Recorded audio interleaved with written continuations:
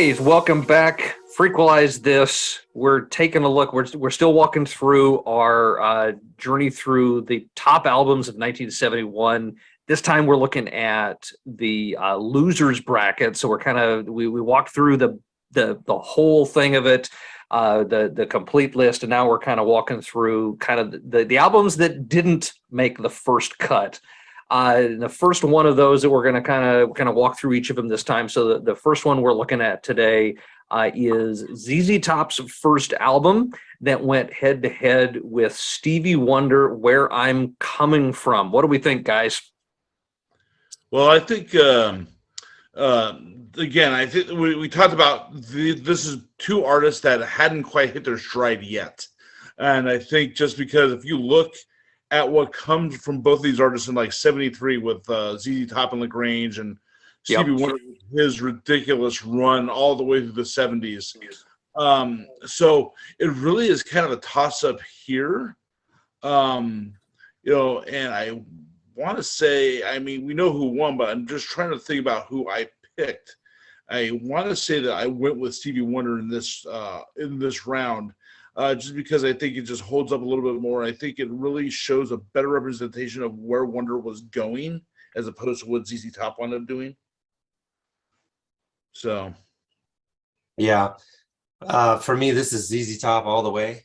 I'm a real fan of the whole discography, actually. So obviously, because of our age, right, when they went synth with Eliminator, I mean, that's when we were really coming into, learning music and finding music for ourselves. At least I was, right? What was I, 11 years old or something when that came out? So I went backwards then later into the like legit, guitar blues stuff that they were doing. And boy, I liked it. So now I like Stevie, but just like we said before, this is not peak Stevie. So I'm kind of there with you, John. At one, obviously, okay. So I'm not exclusively because I have the beard going, but a little more a fan of the ZZ Top discography. I kind of tend to think, and Rich, you might dispute me on this one. I kind of tend to think there's a little more. I think ZZ Top is a little more fully formed in where they were going than maybe Stevie was at that moment, or there was a little more, to me, there was a little more to it that was a little more solid. You can make the argument for that, but I just think, you're looking at 60s Wonder versus 70s Wonder. I think this is the album where you kind of see the transition where he's like, yeah, you know me for all the little teenage pop R&B stuff that I did. This is where I'm going to try to do serious, and it's not fully formed on this album. Then he comes out with Intervision 73, and then boom, it's like fully formed. And again, he did that. He was 23, which is incredible. Yeah, but you're right in the sense that ZZ Top goes on to really hit it a lot harder. Yeah. Well, and similar to the votes that you kind of see here between John and I, hitting ZZ Top first album did kind of move on from the losers bracket and continue on, which puts Stevie Wonder out of the mix. We won't be hearing from him again. Goodbye, Stevie. And just to qualify this, so this losers bracket is kind of like a double elimination tournament. So it is double. If you watch the TV show Top Chef, how they have Last Chance Kitchen, people go down in there. That's the loser bracket, and they have a chance to get back into the competition later on. This is kind of what this. And in this case, ZZ Top got back in, and Stevie.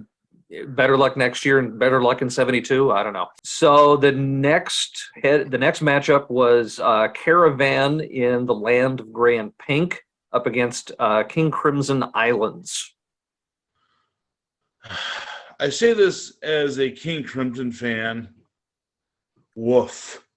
This is almost like I'm voting for an album by default. And I think this one I went with Caravan just because of that last track on that album. Yes. Yeah. I mean, it makes up for the corniness of Golf Girl, which is the first track on that album. Which is a little odd, but yeah. Yeah. But yeah, and again, Islands is just a weak spot in the Crimson catalog, and most Crimson fans will be very quick to tell you that anyway. Yeah.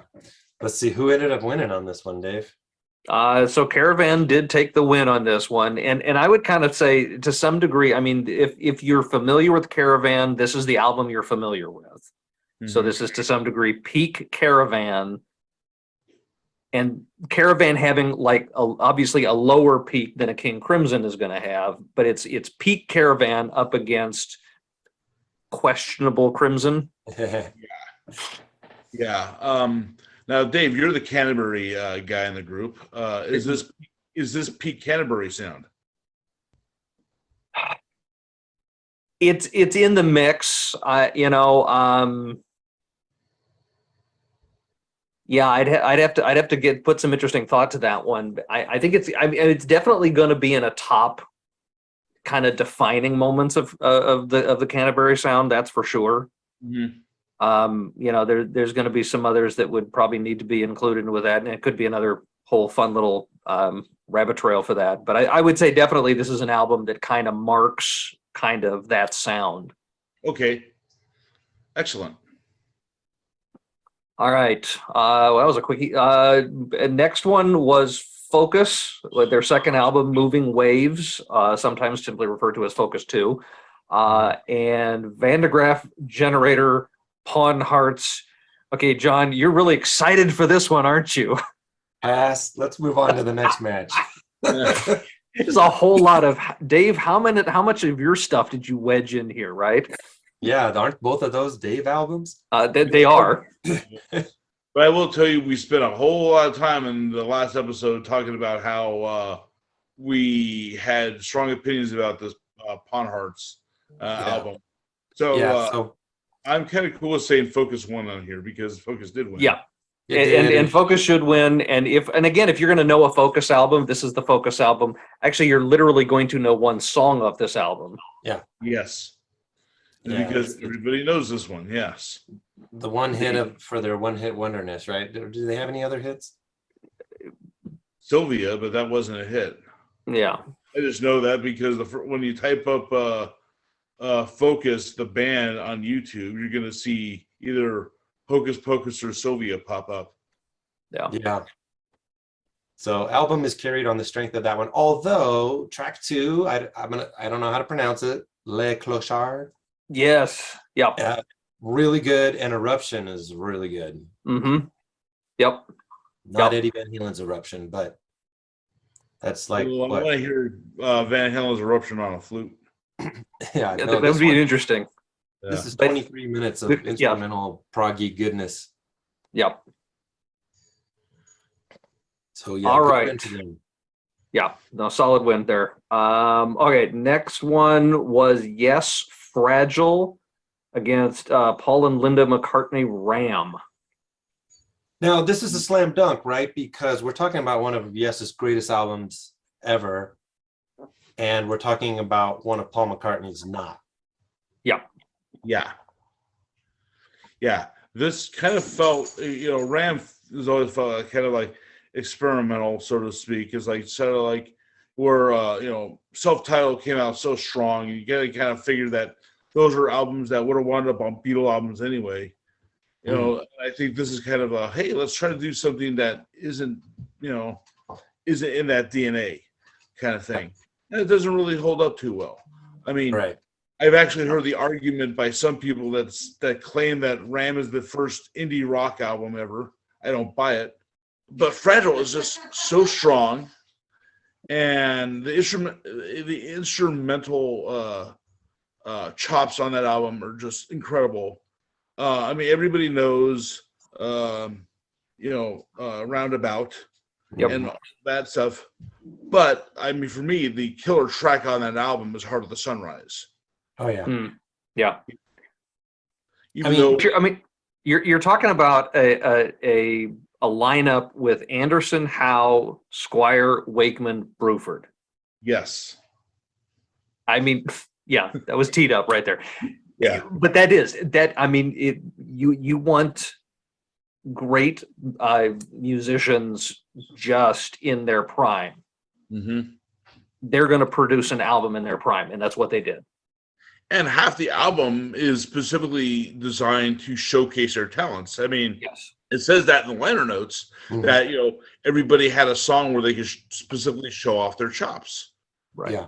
So, and yet the interesting part is that somehow the whole still holds up as a whole, as opposed to feeling like a chopped up bits kind of a thing, where it's like you can imagine somebody, a band putting an album together like this, where it, like, the whole of it doesn't meld together. It doesn't feel like there's something, running through it. Yeah. Yeah, like The component parts still hold together. Yeah, because it's not like, oh, here's a Lost Wakeman solo album track, we're going to throw this, or John Anderson doing vocal histrionics, and that just comes out of left field. No, it all fits very cohesively. Yeah, it's not like what some argue, ELP's Works is kind of a, let's staple some things together. I still think that's a solid album, but it doesn't hold through the same way Fragile does in that sense. Yeah, I mean, this Fragile still feels like a Yes album. Yeah. Band project where Works feels like, okay, here's three guys in the same thing doing their own thing. Right. Yep. Really good. Yeah. All right. Next one was Jeff Beck group Rough and Ready up against Funkadelic Maggot Brain. Well, I couldn't tell you anything about that Jeff Beck album. Pretty sure I listened to it though back in the day when we were doing this. Yeah. But we ran this poll originally, more than a year ago. So yeah. So I don't remember this tournament. Yeah. So I don't remember that album. But Maggot Brain, oh my goodness. That's you can't you can't unhear that, right? Yeah. When you hear that opening track, wow. That, if you make it through the whole thing, which I could imagine some people won't, but if you do, you're rewarded and it sticks with you. Absolutely. It's, I said this in the first round, how, P-Funk was a huge influence on Prince. And it's easy when you listen to the title track and that ridiculous guitar solo, it's very easy to picture a very young Prince with headphones on, listening to that and trying to figure out how to replicate those notes on his own guitar. And, and I mean, I hear a lot of people say Sly and the Family Stone is like Proto-Prince. You gotta say P-Funk is right in that category as well. Nice. Yeah. The other end of it, when you're looking at the Jeff Beck group at that point, what Beck was doing and the albums he was releasing in that period, he did better stuff prior and after. Yeah. If I'm going to go back to Jeff Beck stuff, I'm going to, you can go earlier, 68 with Truth, or you can follow it a couple years later with Wired. Even the Jeff Beck group, the self-titled in 72, I think stands out a little bit better than Rough and Ready does. So, I mean, it's kind of, he does better stuff surrounding that year as opposed to that particular release. Well, the Funkadelic album was the winner there. And then we have Sly and the Family Stone. There's a Riot going on versus Joni Mitchell's Blue. Sly and the Family Stone. Yeah, I mean, I can only take so much Joni Mitchell. I think I listened to it once. I was good. Yeah, it's one of those albums that you appreciate for its place in history and music, and it is, and the influences that Mitchell had. Again, I mentioned this in the first episode, how Prince cited Joni Mitchell as a influence, and you think if it's weird, but then you listen to this album and you hear some of the vocal runs she does, like, I get it, I understand. But yeah, Mitchell's never been in my bag, never been in my wheelhouse, and that's personal preference. Sly and the Family Stone, on the other hand, oh, absolutely. Yeah. It did end up being our winner here in the losers bracket. Yeah, I think between this and P-Funk, they really pushed R&B, and now even throw Marvin Gaye in there with what's going on that we talked about. Those three albums, I think, really pushed R&B into uncharted territory, where it wasn't, oh look, we're just recording stuff for Berry Gordy. No, we're doing some really progressive things here, and that makes all three of those albums very exciting in their own respective ways. Yeah. Yeah. True. Okay, so the next one was, let's see, we got Deep Purple, Fireball against Genesis, Nursery, Cryme. Okay. Yeah, I think if you remember for the first episode, you all know where we're going to go with this one, because we're all still ticked off that Elton John won the winners bracket. No offense to Elton John. I like Elton John, but come on, man. This album is so freaking good. Yeah. The pedal, the lead track Musical Box it's everything that's right about the progressive rock era of the early 70s and progressive rock in general. It tells a story. It goes from, it has highs, it has lows, it has bits of loudness, it has bits of quiet. It has weird, funky, esoteric lyrics. It's just freaking great. Listen to it now. Yeah. You have a Genesis album that just like fantastic, really well done, top to bottom, going up against a Deep Purple that would release a much better album the next year. In 72, when they put out Machine Head, a much better album. Will I listen to Fireball? Yeah, absolutely. Will I enjoy it? Yes, absolutely. Not the same way I would Machine Head, and certainly not. And even if I would, even if we were to slot that and say, let's say Deep Purple did Machine Head a year early, I'm still going to put Nursery Cryme up over it easily.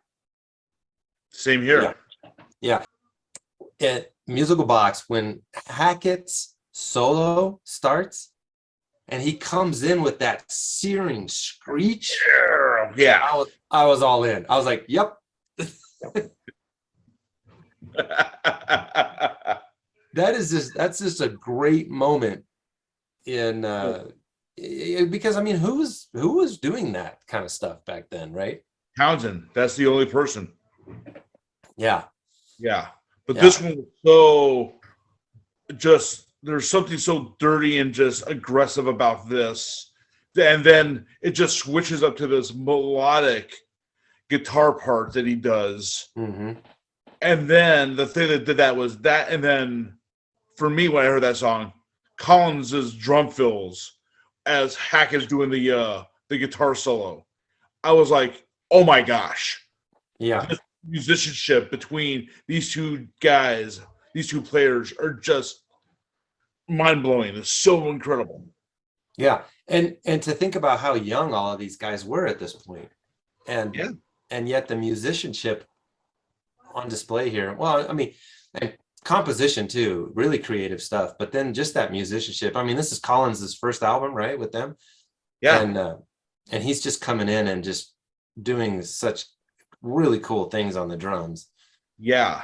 I mean, he was a known commodity. I mean, he has an uncredited appearance on Harrison's All Things Must Pass album. So he actually did like some percussion on that, but it was untitled, and Harrison didn't like mention that until like the 2001 reissue or something like that, the 30th anniversary. Like, I forgot to add him in the credits. But he just shows up. He does this, and then Hackett with this is Hackett's first album with Genesis too. So both of those guys are coming in and knocking down the door. And it just starts a whole new era of Genesis. What's the fun part of when you have some of the component parts, and some of the time, and I know fans, some of the time we struggle with changes in lineups and so forth, and prog bands are notorious for this, where they're a revolving door for some of them. Genesis much more stable than others. Yes, that ridiculous. But there's certain moments where you get that sweet spot where you get the nice couple, Anthony Phillips, great. I've got a couple of his solo albums, great stuff. But there's something different when you bring in a Hackett as opposed to a Phillips that just really clicked better for the group as a whole. Mm-hmm. Yeah, well, I think because Hackett's style is so much more melodic and fluid, Yeah. and I think it's a much more lyrical guitar that he plays. Yeah. And Genesis' whole stock and trade is story-driven songs, so that's just another color to that story palette. Yeah. Well, and honestly, if anybody listening, just if you're curious, Hackett he's still putting out great albums, and in having, I think, from a solo career, he's kind of having like a peak season again in the last 5-6 years or something like that. It's been ridiculous. I totally agree. Yeah, he works incredibly hard. He works harder than musicians half his age. Yeah. Yeah, it's remarkable, actually. Yeah. And for folks that are watching this, if you're drawn to Hackett's recent output, whenever there's just the word Genesis in the title, and it's a lot, because he's revisiting some things. Yeah. I really encourage you to dig in though to the newly written material, the new studio albums. They're really good. Yeah, some good stuff. All right, so the last one in this round of the losers bracket here, we had Emerson, Lake and Palmer, Tarkus against Alice Cooper, Killer. Okay, well, us prog guys are going to go with Tarkus, aren't we? Yep. I think Tarkus wins on the merits of track one alone. Uh-huh. Mm-hmm. You just walk in and you've got epic right out the door. With the title track going for what, almost 21 minutes. Yep. Yeah, about, yeah.